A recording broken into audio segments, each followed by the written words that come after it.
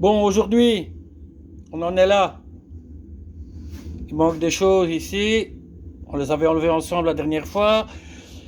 J'ai commandé, il a fallu le temps que je les reçoive. Pour être sûr de ne pas faire trop de merde, parce que quand même, je vais couvrir mon cul. J'ai déjà, je vais vous montrer après, fait la première. Franchement, c'est à la portée de tout le monde. Voilà, moi j'avais un peu de stress. Voilà, tout ce qu'il faut savoir, c'est que ça, c'est une pochette pour quand on se fait mal, qu'on doit mettre au congélo pour... hop, voilà. J'ai mis les guides au congélo depuis hier. Et hop, ils sont dans la petite poche. Ils restent bien frous. Alors, sur ce coup-là, mon ami, c'est Louis. Parce que non seulement il faut refroidir là-bas, et il faut chauffer ici. Donc, je vais vous caser un petit truc comme ça pour voir à peu près ce qui se passe. Je vais faire au mieux, voilà. Un vieux briquet. Alors oui, tout de suite, autant mettre les choses au point directement pour pas qu'il y ait de polémique. Ça, c'est les anciens, on est d'accord. Je n'ai pas d'outils spéciaux, de machin, de bidule. Je vous dis, je vais me démerder. Donc, j'ai une vis métrique 8 tête à laine qui rentre dedans pour dire de les chasser. Ok. Là-dessus, j'ai un embout pour cliquer, comme vous dites en France. Sinon, on dit un racagnac. Voilà. Alors, là-dessus, je vais taper au marteau, mais elle est déjà condamnée. Hein. C'était une qui ne me servait qu'à ça, qui était déjà malade à la base. Elle est déjà aplatie. Donc non, je ne tape pas au marteau sur un outil en bon état. Hein. Elle est dédiée à se faire taper dessus, celle-là. Donc en tapant comme ça, brrr, ça rentre. Alors on va d'abord chauffer. Hop, admission 3, je le remets quand même à sa place. Alors,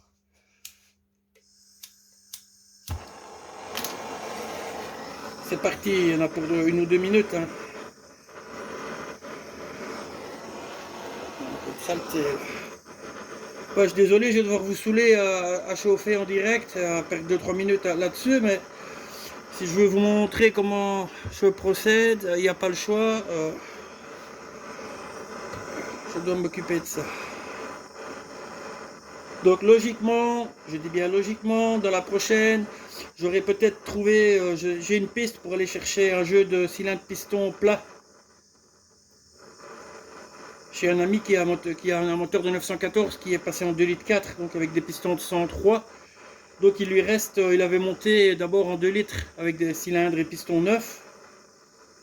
Il a encore son kit cylindre piston qui n'a que 2, 3, 4 000 km qu'il est d'accord de me céder. Donc je dois aller le voir peut-être aujourd'hui ou demain. Je sais pas, ça va dépendre un petit peu de nos disponibilités respectives. Je sais pas s'il nous voit. S'il nous voit, Vincent, coucou pif. On se verra ce soir, demain, enfin dans la semaine quoi. Ainsi, ben, quand j'aurai le kit cylindre piston, on pourra. Il y a encore une petite étape avant, c'est ici faire les soupapes, hein, le rodage des soupapes et le remontage avec les ressorts et les coupelles. On l'a déjà fait ensemble. Je ne sais pas si je vais vous remontrer ça, j'aime pas te faire des doublons, ça ne sert pas à grand chose, on l'a vu déjà. J'avais déjà fait une paire de culasses de Coq 1600 ici avec vous. C'était le procédé exactement pareil, hein, quelle que soit la culasse. C'est kiff kiff bourricot. Hein.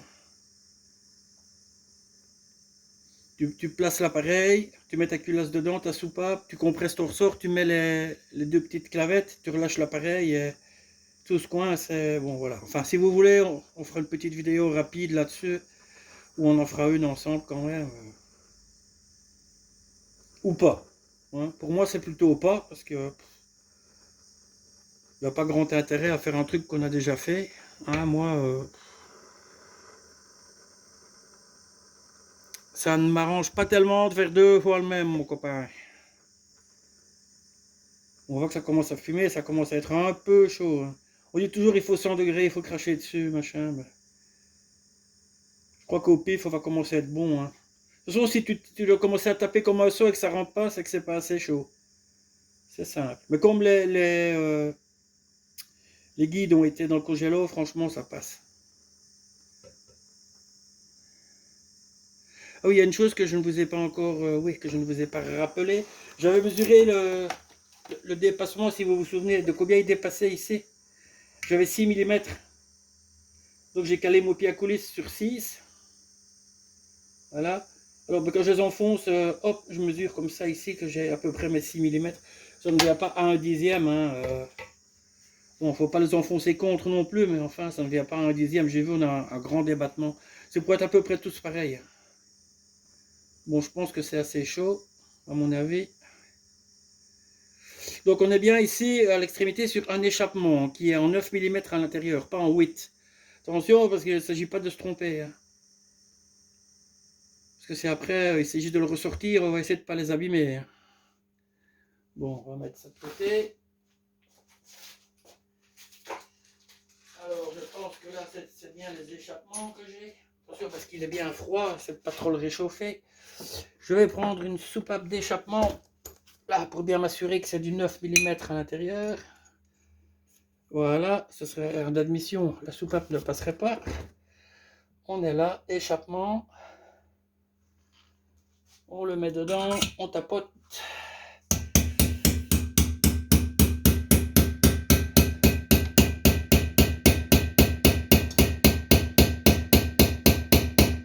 On n'est pas encore très très chaud. Hein.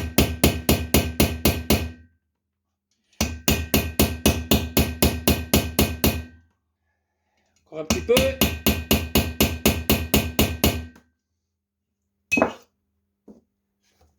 J'en ai vu plein qui utilisaient un brineur pneumatique. Il y a encore 2-3 coups.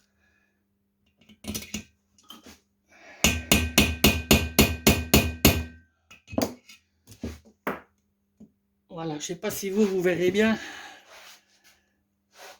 Ah, mais là, mon pied à coulisse est embuté. Je mets 6 mm à une faflotte près. Voilà. Donc, j'avais repéré les culasses, on est sur 1, 2 ici. Donc ici, on est sur échappement 2. Je suis là. Échappement 2, toujours mon carton pour me repérer. Hein. Hop, c'est du live. Hop. Il n'y a rien de déformé, c'est parfait. On n'a même pas fait un petit bourrelet en tapant. Et on a maintenant un jeu de fonctionnement qui est quasiment nul. Hein. On voit que... Allez, qu'est-ce qu'on a? On a rien. On n'a rien du tout de... Ça, c'est parfait. Alors, voilà. Mon petit pied à coulisse. Je vais le remettre là-bas. Hop. Je vire la culasse. Je la pose là-bas et je vais vous montrer la première. Hop. Voilà, on voit bien, on voit bien. Alors, où est-ce qu'on est? On s'aperçoit que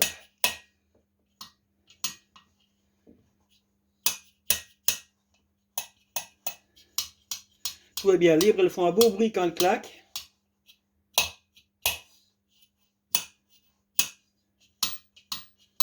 Alors, on s'aperçoit que question jeu de fonctionnement, quand on les sort un peu, c'est quasiment nul quoi. Par rapport à avant, je ne sais pas si vous avez vu la vidéo avant.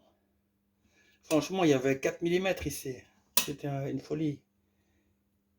Là, on a un petit jeu minimum, quoi, hein, comme ça doit être.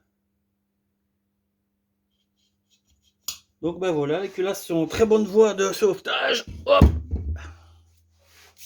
Maintenant, je vais terminer ça. Il n'y a pas besoin de faire les 4 avec vous. Hein. Je ne vais pas vous saouler. Ça nous fait combien ça ici? 9 minutes déjà là-dessus. Regarde.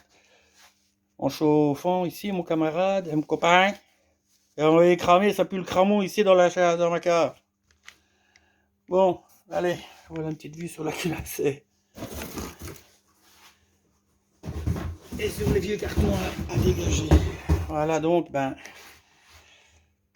il y a encore un peu de nettoyage à prévoir, mais enfin, c'est en bonne voie. Ciao!